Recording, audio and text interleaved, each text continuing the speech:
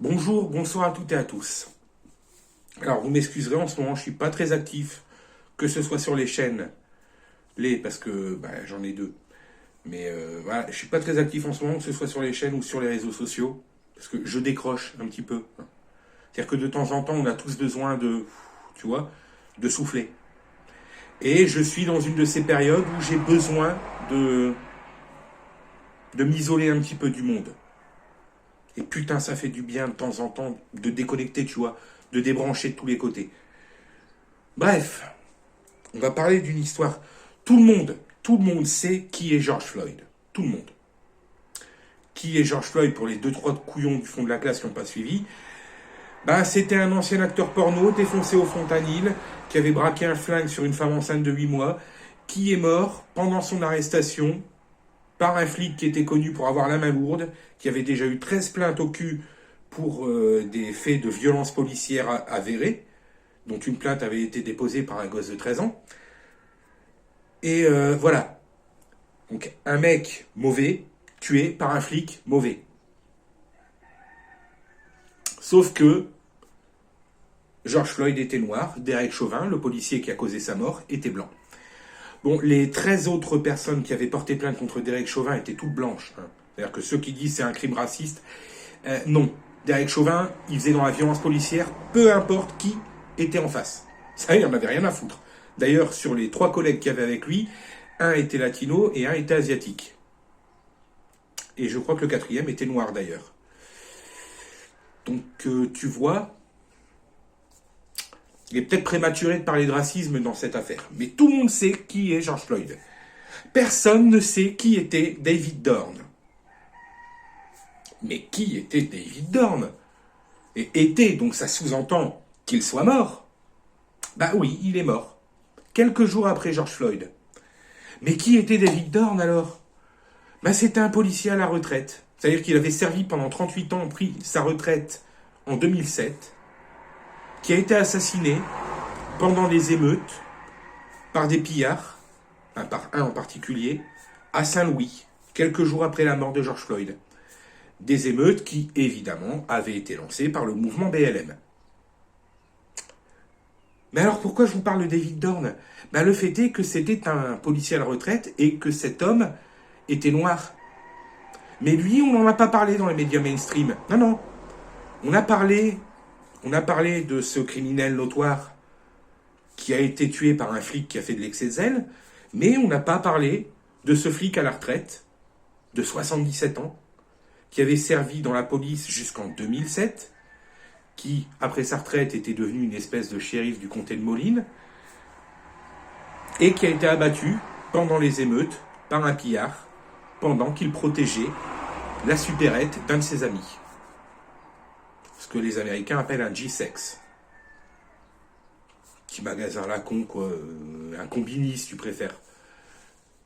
Alors, qui l'a assassiné? J'ai dû noter parce qu'en ce moment j'ai du mal avec les noms. Il a donc été abattu par Stephen Cannon, qui avait 2 complices, un chauffeur et un guetteur, Jimmy Robinson et Samuel Simpson. Le truc qui est d'autant plus horrible, c'est que, vous voyez, on a les photos et les vidéos de l'arrestation de George Floyd qui a viré en meurtre, parce que c'est un meurtre, on est obligé de le dire. Pour le cas de David Dorn, ça a été filmé aussi. C'est-à-dire qu'il y a eu des témoins, mais qu'ils ont préféré filmer qu'intervenir. Non, parce qu'ils étaient là, parce que BLM, alors, un flic ou un ancien flic ou un mec qui se fait tuer comme ça. Non, non, non, c'était pas sexy. C'était pas assez... je sais pas, de loin, ils ont dû trouver qu'il ressemblait pas assez à George Floyd, tu vois. Puis bon, il protégeait un magasin, donc il pouvait être que contre le mouvement BLM. Sauf que non. Et moi, vous voyez, ce qui me casse les couilles, c'est que ça fait 2 ans presque qu'on nous parle de George Floyd, mais je n'avais, jusqu'à avant-hier, jamais entendu parler de David Dorn. Jamais. Et je trouve ça honteux. Je trouve ça honteux, je trouve ça dommage. Et ça me ramène, vous voyez, à cette chanson des Innocents. Comment elle s'appelait cette chanson? Mais en gros, ça faisait, on se souviendra de ceux qui commettent un crime un jour, de tous ces chasseurs de primes. Mais effectivement, on oublie la vie d'hommes extraordinaires, de mecs qui ont servi et qui ont protégé pendant 38 ans. Mais non, eux, c'est pas bankable pour les médias mainstream. Non, non, ça passe pas à la télé, ça. Par contre, comme je l'ai dit, un ancien acteur porno défoncé au fentanyl, en possession d'armes à feu illégales, qui résiste à son arrestation, ça c'est... Là, tu vois, il y a un truc. Parce qu'un noir qui tue un noir, t'en entendras quasiment jamais parler. À la radio, à la télé, aux infos, tout ça. Un blanc qui tue un noir, ouais, là, t'en entendras parler. Un noir qui tue un blanc, tu pourrais en entendre parler aussi. Mais un noir qui tue un noir, non, non, non, non, c'est... Non, non, non. Et cette hypocrisie, elle me casse les couilles. Parce que dans les deux cas, la victime est morte. Dans les deux cas, il y a un assassin et il y a un mec qui finit sur le carreau. Alors pourquoi dans un cas c'est sexy, CNN, BFM, tout ça sont là, sont OP sur le truc. Merci de passer pendant ma vidéo. Pourquoi là ils sont OP, ils sont au taquet. Mais pourquoi quand c'est un mec bien qui se fait flinguer? Non. Non. Il a fait quoi déjà dans sa vie? Flic pendant 38 ans. Enfin non. Ça va pas trop dans le sens de l'opinion publique en ce moment. Non, c'est... Ah, on en parlera dans 10 ans quand on fera une commémoration ou un truc comme ça. À part moi, parce que j'ai oublié son nom, hein, tout le monde se rappelle de cet homme qui s'est pris 41 balles dans le corps en sortant son portefeuille. Parce qu'effectivement, il y a eu un moment aux États-Unis où les flics, ils avaient la gâchette qui démangeait. C'est-à-dire qu'au début des années 2000, tu as eu une affaire où 7 policiers ont demandé à un homme de sortir ses papiers. Il a mis sa main comme ça pour sortir ses papiers. Il y en a un qui a cru qu'il allait sortir un flingue. Les 7 flics lui ont mis 41 balles avant même que le mec se soit retrouvé au sol. 41 balles. Ils ont même fait une chanson, 41 Shots. Qui, sans déconner. Ça, tout le monde en avait parlé à l'époque. David Dorn, je suis tombé dessus par hasard sur Twitter, j'ai dû chercher les articles, je les ai trouvés, je suis tombé sur des articles français, sur des articles américains, mais à l'époque, j'ai rien vu sur CNN, j'ai rien vu sur BFM, j'ai rien vu sur CNews, j'ai rien vu sur TF1. Que dalle. Que dalle. Alors c'est quoi les criminels sont plus sexy que les policiers? Bon, ça...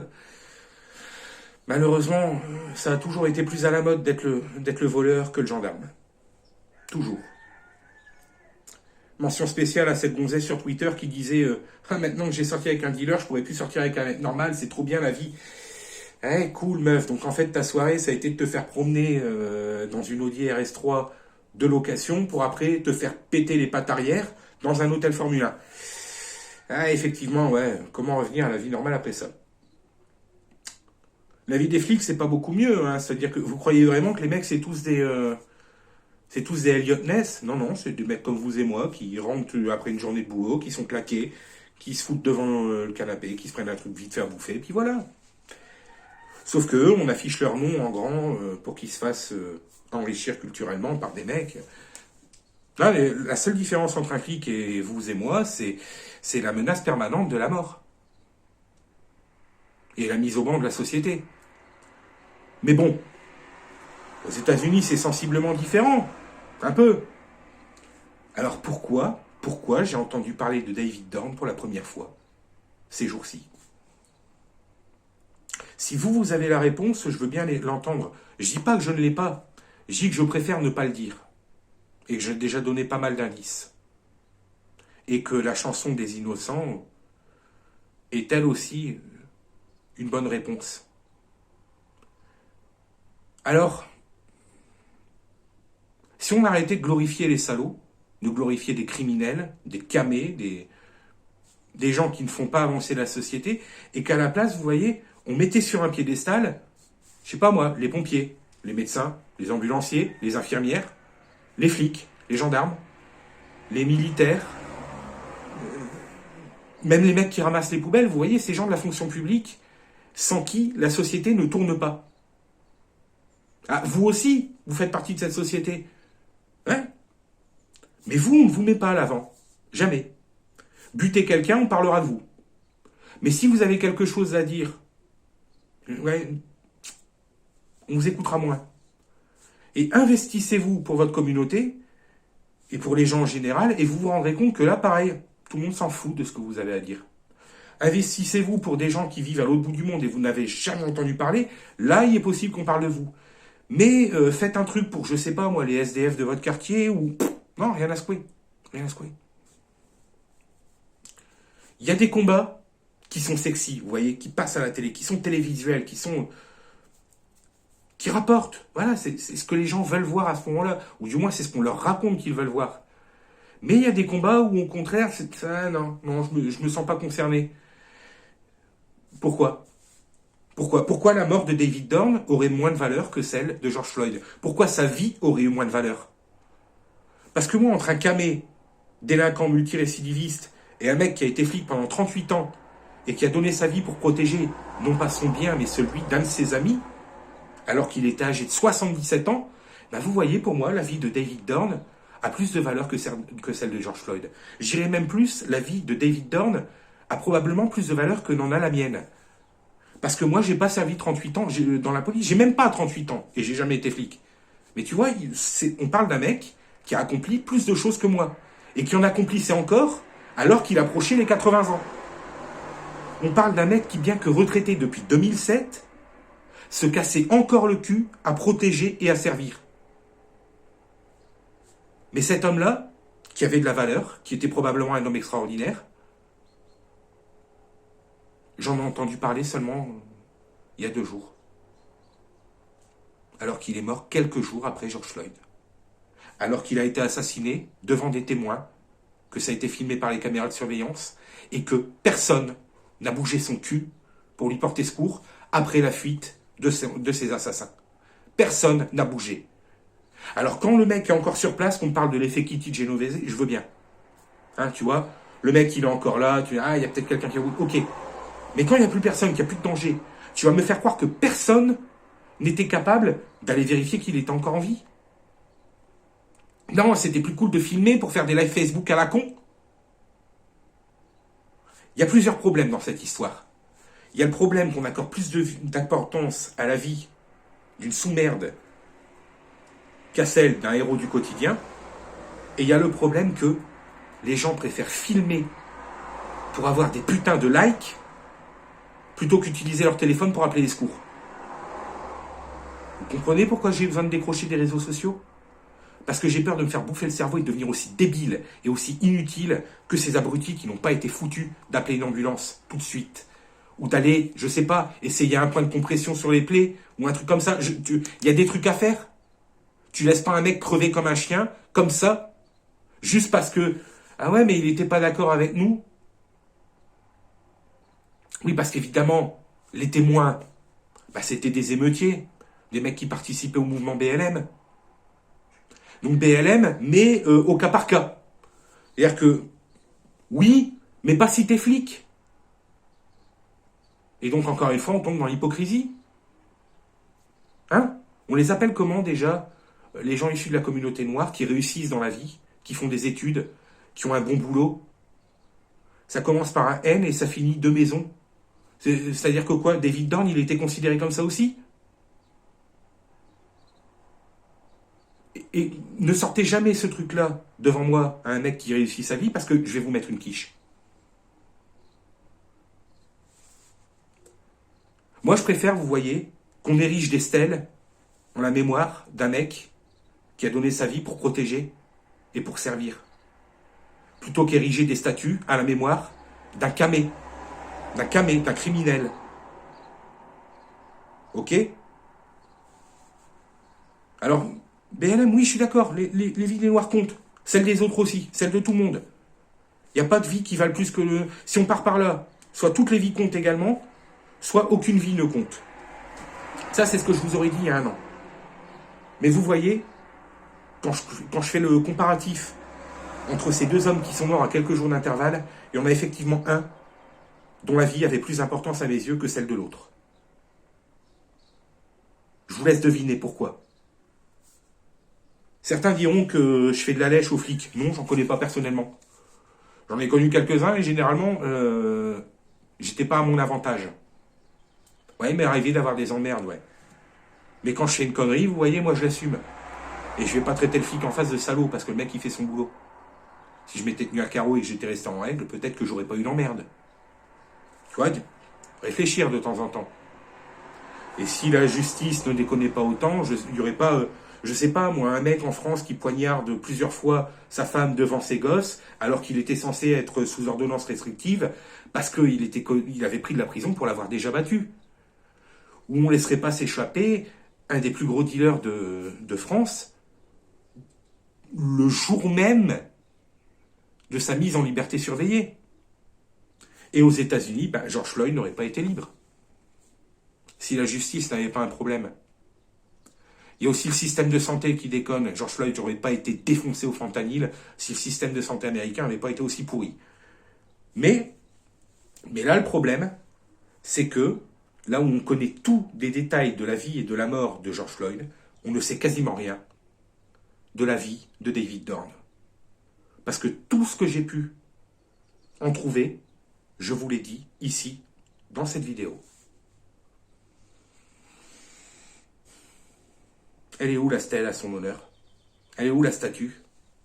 Il est où le mouvement Cops Lives Matter? J'attends. Alors vous voyez, vous pouvez défendre des causes.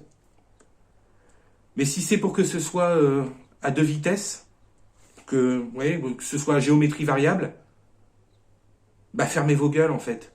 Combattez pas pour quoi que ce soit. S'il y a des cas où vous vous dites, alors ça oui, mais lui non. Hein. Pourquoi Ouais, mais tu vois, il est pas... alors que lui, il est plutôt... non, ta gueule. Hein? Soit tu combats pour toute une communauté, soit tu combats pas. Si tu pars du principe que George Floyd avait le droit de vivre, David Dorn avait encore plus le droit de vivre. Et tu peux... Non, tout le monde a le droit de vivre équitablement. Ouais, t'es sûr? Est-ce que tu penses vraiment que Marc Dutroux a autant le droit de vivre que, je sais pas moi, le petit Jordi, qui a mon âge aujourd'hui, hein, mais... est-ce que tu crois vraiment que Dutroux, il a autant le droit de vivre que lui? Est-ce que tu crois que Dutroux, il a autant le droit de vivre que Ilona Mitressé? Non? Du coup, David Dorn, il avait peut-être un peu plus le droit de finir ses jours en paix, non? 77 ans. C'est beau le courage d'un mec d'abattre à bout portant un type de 77 ans. Pourquoi? Pour piquer des Xbox et des paquets de chips? Parce que c'est littéralement ce qui s'est passé. Waouh! Donc en fait, ta vie, pendant une émeute, elle a moins de valeur que celle d'une Xbox d'occasion et d'un paquet de Doritos. C'est bon à savoir. Promenez-vous toujours avec une Xbox et un paquet de Doritos au cas où ça part en couille. Comme ça, le mec en face qui vous braque, tiens, c'est bon. Je résiste pas. Bon, il vous mettra sûrement 3 balles dans le buffet, mais ça sera pour la forme. Il vous aura pas tué parce que vous aurez osé vous opposer à lui.